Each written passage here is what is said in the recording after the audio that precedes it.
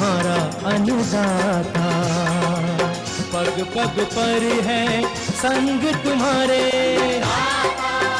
अन्नदाता। लहू किसानों का बन के पसीना सींचता है धरती का सीना। मेहनत का तेरी हक दिलवाने, नई तकनीक नई खोज बताने। पशुधन को गुणवान बनाना, पौध सुरक्षा को सिखलाना, खेती के सब गुर समझाने, भारत का सरताज बनाने। आठों पहर है संग तुम्हारे अन्नदाता,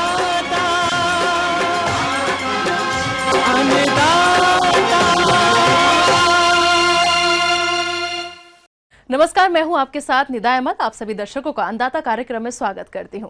हर रोज की तरह कार्यक्रम में लेकर आई हूं खेती बाड़ी से जुड़ी हुई बहुत सी लाभकारी जानकारियां। तो चलिए सबसे पहले देखते हैं क्या है विशेष आज के कार्यक्रम में। किसान अपने स्तर पर कैसे करें तैयार कीवी के पौधे।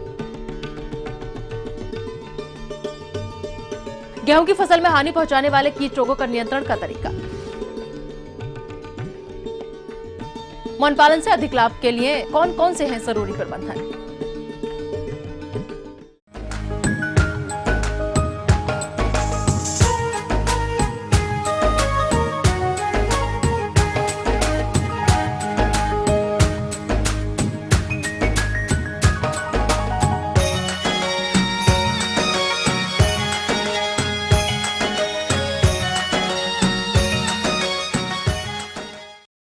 किसान भाइयों, देश में सभी जगह कीवी फल की मांग जोरों पर है और इस मांग को पूरी करने के लिए हमारे हिमाचल के कुछ किसानों ने कीवी की बागवानी कर अधिक मुनाफा कमा रहे हैं।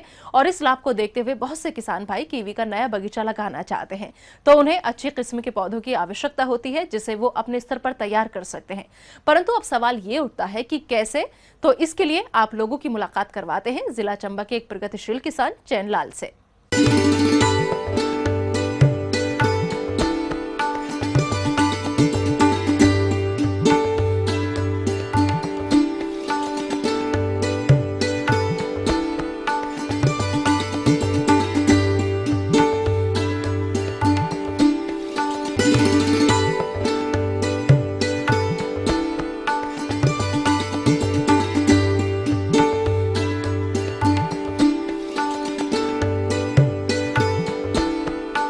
नमस्कार किसान भाइयों, मेरा नाम चैनलाल है, गांव सुंडू, ग्राम पंचायत बाट। मुझे बागवानी की शुरू से शौक़ थी और मेरी शौक़ मैं अभी यहाँ से पूरी कर रहा हूँ मैं।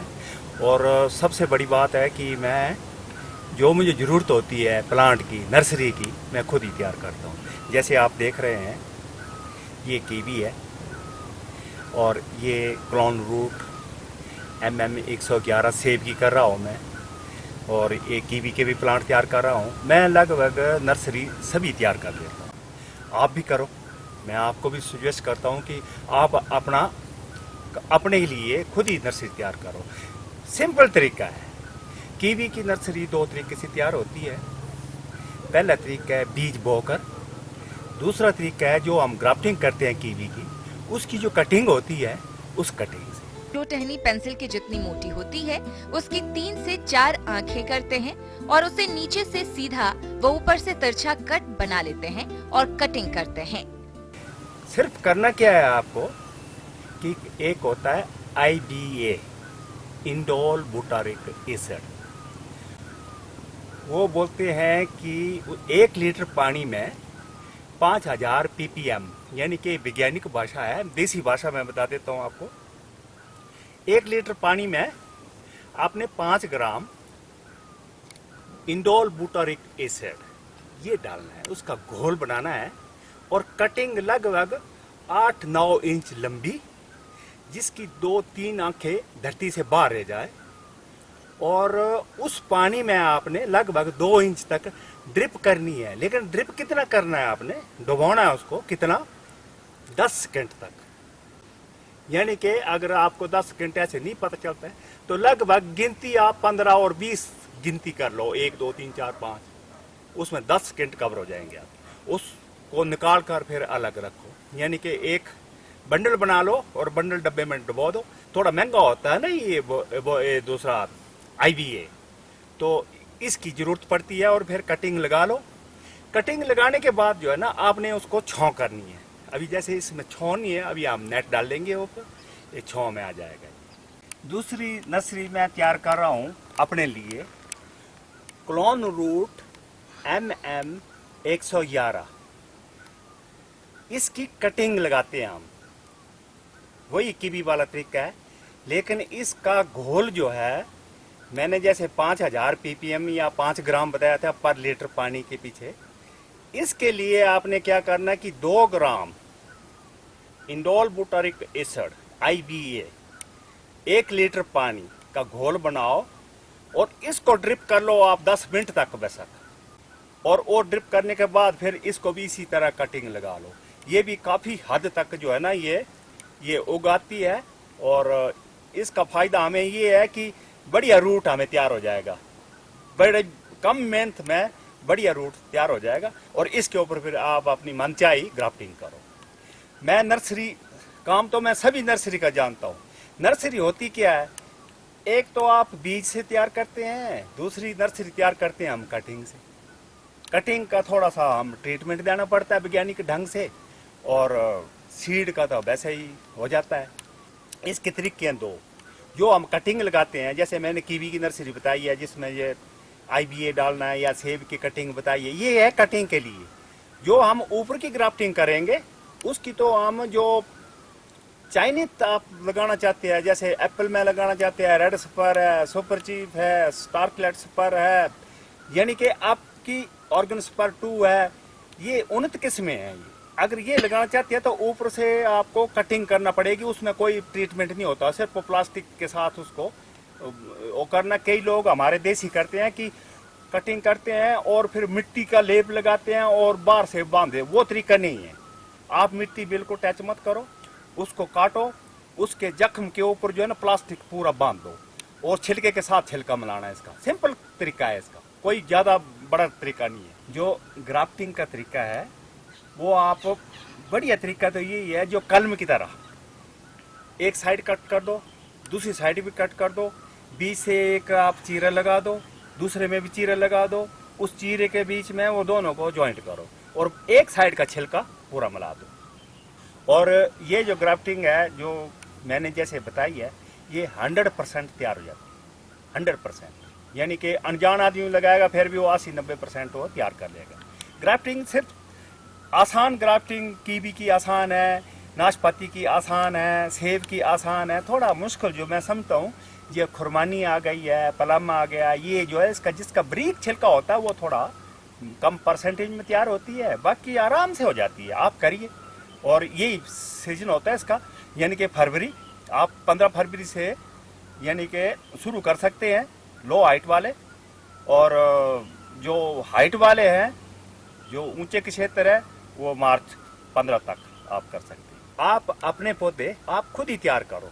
उसमें क्या होगा कि एक तो बीमारी का कोई इन्फेक्शन नहीं होगा। अपनी मर्जी से घर में ही पौधा तैयार करें। बिल्कुल आसान काम है, क्योंकि आपका आर्थिक भी मदद हो जाएगी और आपके पौधे भी 100% कामयाब हो जाएंगे। आप चंबा को कामयाब करो। चंबा हमारा बहुत पीछे है पौधे के मामले में, फल के मामले में। आप उन किस्म लगाइए और खूब पैसा कमाइए। मैं भी खूब पैसा कमाने शुरू कर दिया।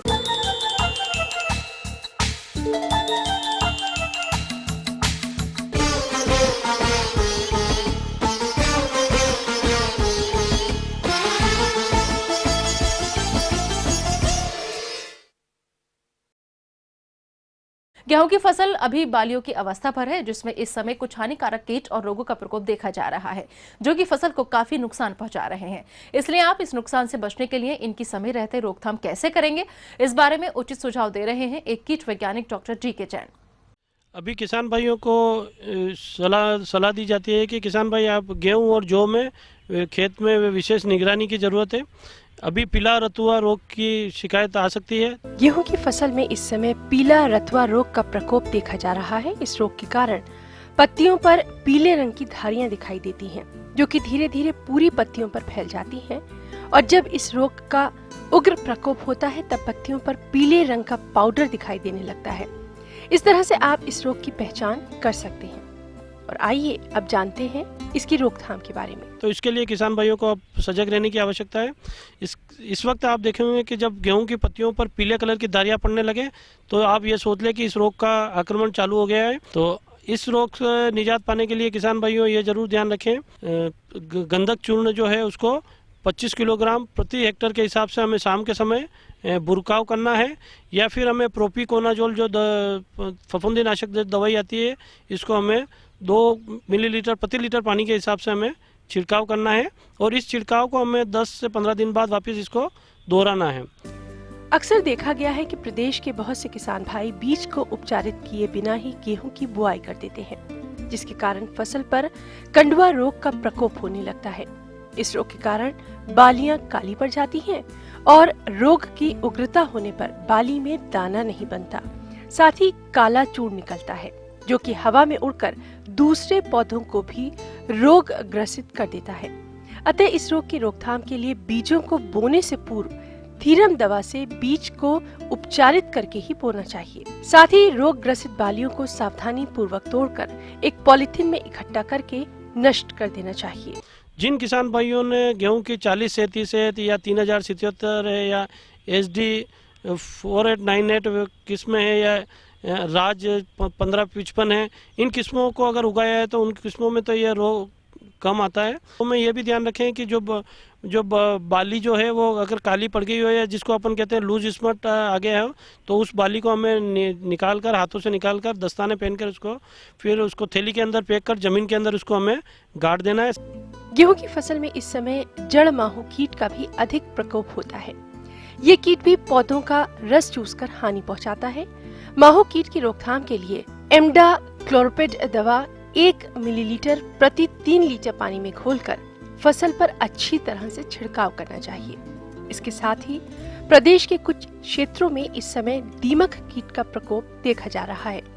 ये कीट भूरे मटमैले रंग का होता है जो कि पौधों की जड़ों, पत्तियों और तनों को काटकर पूरी फसल को भारी नुकसान पहुंचाते हैं। अतः आप इस कीट की रोकथाम कैसे करेंगे, आइए जानते हैं। गेहूं में किसान भाइयों यदि इस अवस्था पर आपको उदई का या टर्माइट का आक्रमण दिखने लगे तो तुरंत हमें, जब सिंचाई का पानी दे रहे हैं उसके साथ हमें क्लोरोपाइरीफॉस को हमें देना है। क्लोरोपाइरीफॉस को किसान भाइयों हमें 4 लीटर प्रति हेक्टर के हिसाब से हमें इसको देना है। इसको देने के लिए किसान भाइयों ये ध्यान रखें जो आपके सिंचाई का धोरा है या जहाँ सिंचाई का पानी दे रहे हैं उस पानी के ऊपर आप मटकी लगा दें, नीचे की तरफ छेद कर दें और एक धागा लटका दें और धीरे धीरे टप टप टप करके इस जो पानी है उस घड़े में आप क्लोरोपाइरीफॉस दवाई को भर लें और धीरे धीरे टप टप टप करके उसको सिंचाई के धोरे के साथ इस दवाई को, क्लोरोपाइरीफॉस दवाई को दे देंगे तो जो उदय की जो समस्या है वो नष्ट हो जाएगी। तो ये थी कुछ उपयोगी जानकारियां। अब लेते हैं एक छोटा सा ब्रेक, जल्द लौटेंगे और कार्यक्रम में आगे है महत्वपूर्ण जानकारियां, तो बने रहिए हमारे साथ।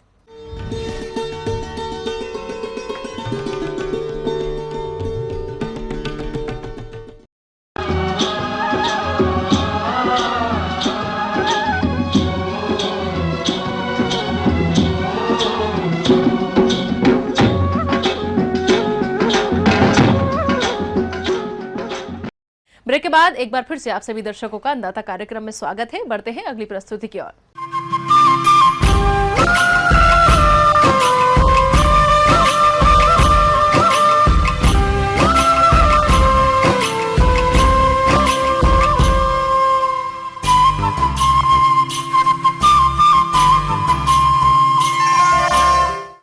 हरियाणा और हिमाचल प्रदेश में बहुत से किसान मधुमक्खी पालन व्यवसाय से जुड़े हैं और अच्छा लाभ भी कमा रहे हैं, लेकिन कभी कभी मौन बक्सों का देखरेख ठीक ढंग से न करने पर कई किसानों को इस व्यवसाय से भारी हानि भी उठानी पड़ती है।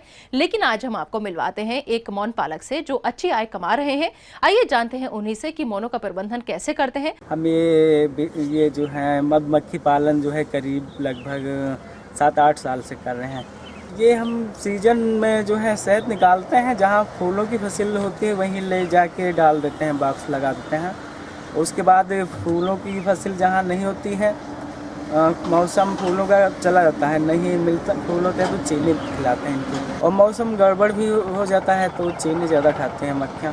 हमारे पास करीबन 250 बॉक्स हैं शहद। इसमें करीब 7-8 लोगों की ज़रूरत पड़ती है निकालने के समय। एक आदमी जो है पुरुष मारता है, एक छत्ता जो है झिटिक देता है, मक्खी बाहर हो जाती है, वो कुछ बहुत मक्खियाँ रह जाती हैं तो वो पुरुष मार के अलग कर देता है। उसके बाद खाली बॉक्स में रख के टाट बंद कर देते हैं। उसको यहाँ मच्छरदानी के अंदर लाया जाता है, मशीन में रख के उसको निकालना चाहते हैं तो हवा से फुहारा द्वारा बाहर आ जाता है। हफ्ते 10 दिन में एक राउंड निकलता है, एक बार निकालते हैं हर बॉक्स में।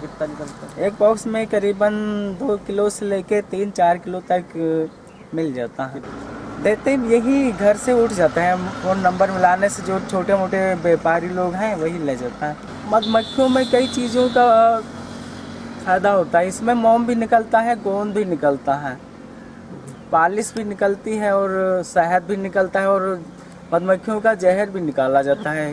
कई चीज़ें निकलती हैं इसमें जो सब बिक जाती हैं। फिलहाल किसान लोग मौन पालन करें तो उनके लिए दोहरा फ़ायदा होगा, एक खेती का फ़ायदा, एक दूसरा जो है शहद का फ़ायदा उठाकर। किसान भाइयों से हम यही अपील करते हैं, खेती के साथ साथ मौन पालन भी शुरू करो, इससे जो है दो गुना फ़ायदा आपका होगा।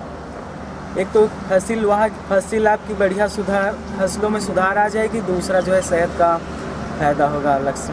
मौन बक्सों के देखरेख के संबंध में कुछ और जरूरी तकनीकी सलाह दे रहे हैं विषय विशेषज्ञ डॉक्टर दीपक रॉय।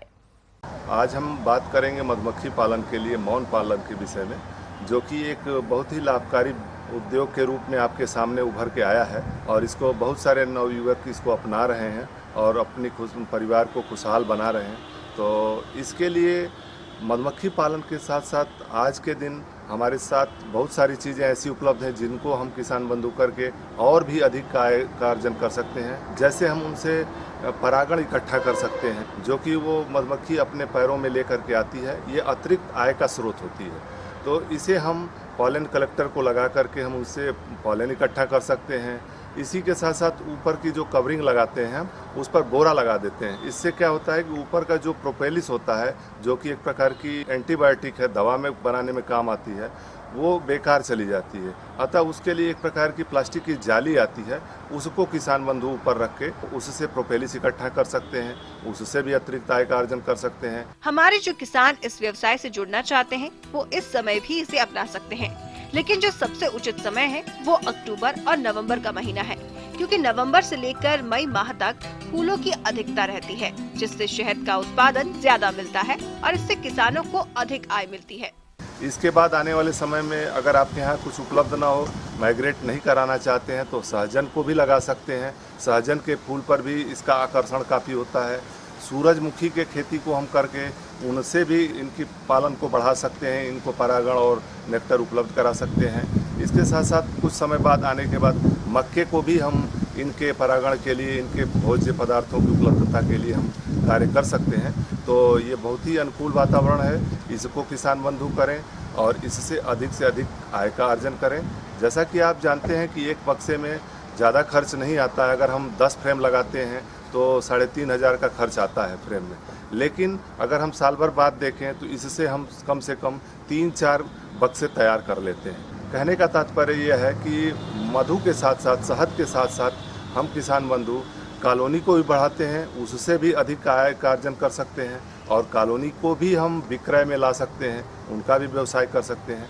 तो आप सबसे निवेदन है कि ये अनुकूल वातावरण है, इसमें मौन वंशों की देखरेख करें।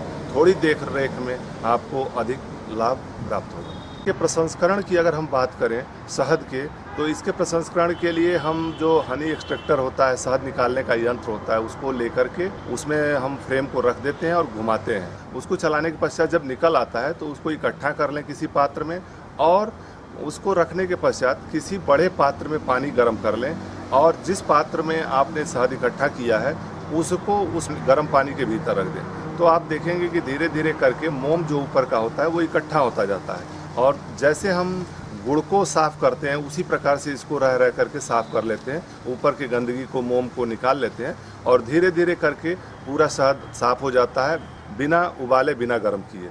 तत्पश्चात हम उसको ठंडा कर लें। ठंडा करने के पश्चात उसको छान लें। छानने के लिए हम सूती कपड़े का इस्तेमाल करेंगे, प्रयोग करेंगे और उसको छान लें और छानने के पश्चात हम उसकी बॉटलिंग कर सकते हैं और वो शहद उस प्रकार से होगा जैसा कि आपको बाज़ारों में शहद मिलता है। उसकी गुणवत्ता भी मौजूद रहेगी और वो खाने में भी स्वादिष्ट रहेगा। आगे और भी है कुछ रोचक जानकारियां, पर यहाँ पर रुकेंगे एक और छोटे से ब्रेक के लिए। जल्द हाजिर होते हैं।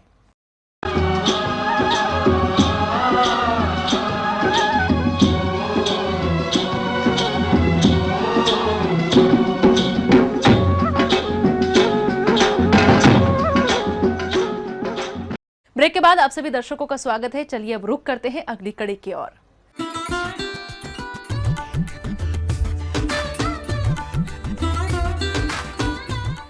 अन्नदाता हेल्पलाइन निशुल्क फोन संपर्क सेवा के माध्यम से आपके द्वारा पूछे गए कृषि से जुड़े प्रश्नों में से एक या दो महत्वपूर्ण प्रश्नों को हम अपने कार्यक्रम में शामिल करते हैं और इसी के तहत आज का चयनित प्रश्न और उसका जवाब इस प्रकार है।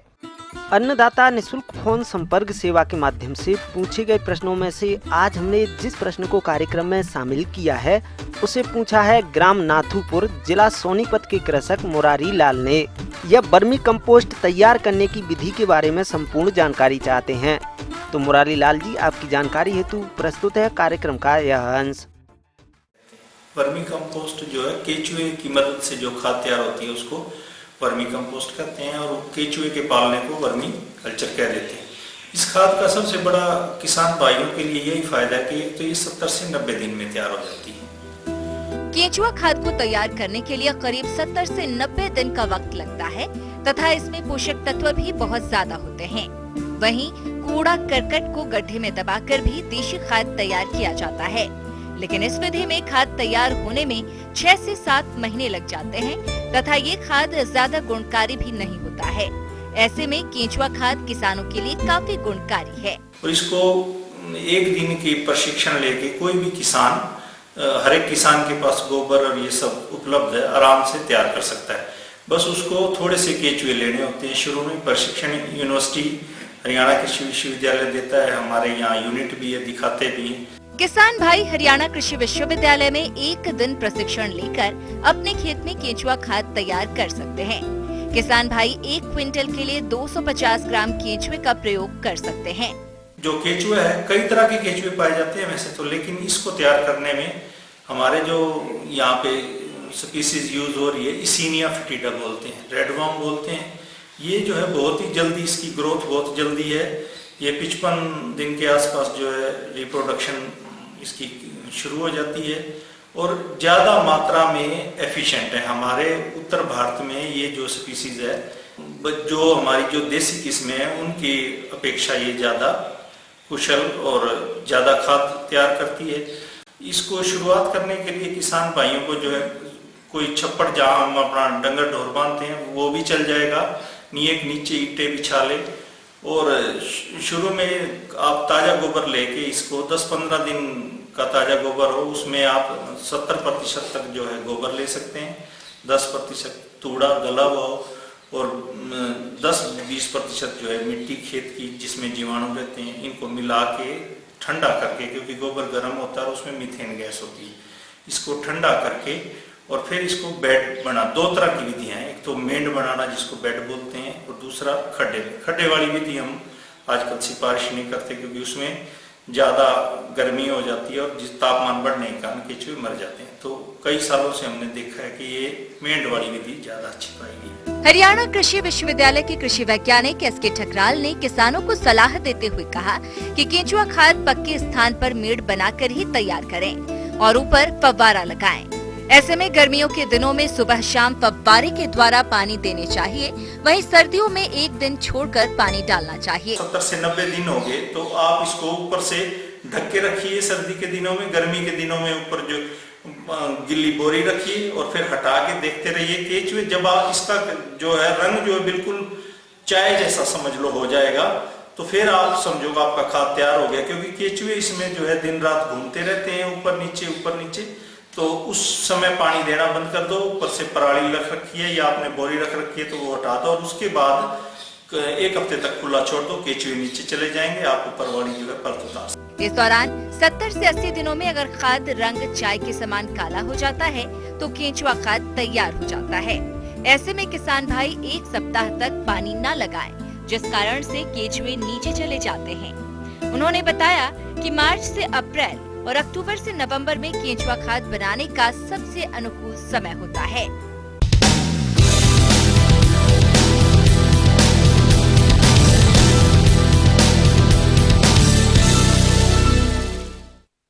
राज्य की विभिन्न मंडियों में कृषि उत्पादों के चढ़ते उतरते बाजार भाव की संक्षिप्त जानकारी इस प्रकार है।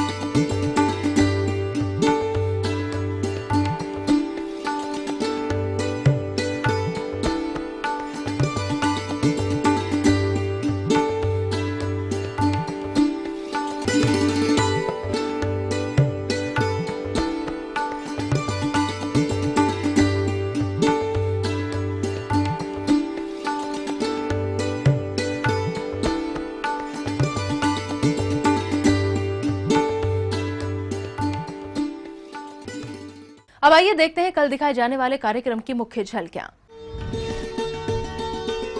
ज्यादा पैदावार के लिए गन्ना पेड़ी फसल लेने के लिए आवश्यक प्रबंधन। दुधारू पशुओं में जेर नहीं डालने की समस्या और निदान। हम ये उम्मीद करते हैं कि आज का कार्यक्रम आप सभी दर्शकों के लिए उपयोगी रहा होगा। किसान भाइयों, अन्नदाता आपकी सेवा के लिए संकल्परत है। कृषि संबंधित समस्या और सुझावों के लिए आप हमें इस पते पर संपर्क कर सकते हैं। प्रोड्यूसर अन्नदाता, ETV Haryana Himachal Pradesh, Ramoji film city Hyderabad 501512। साथ ही आप हमें ईमेल भी कर सकते हैं। हमारा ईमेल है annadaata.hr.hp@etv.co.in। इसके अतिरिक्त आप हमें निःशुल्क हेल्पलाइन नंबर 180010084599 पर सोमवार से शनिवार सुबह 10 से शाम 4 बजे के बीच संपर्क कर सकते हैं। फिलहाल अन्नदाता की पूरी टीम को आप दीजिए इजाजत। कल फिर इसी समय आपसे होगी मुलाकात कृषि संबंधित कुछ और महत्वपूर्ण जानकारियों के साथ। नमस्कार।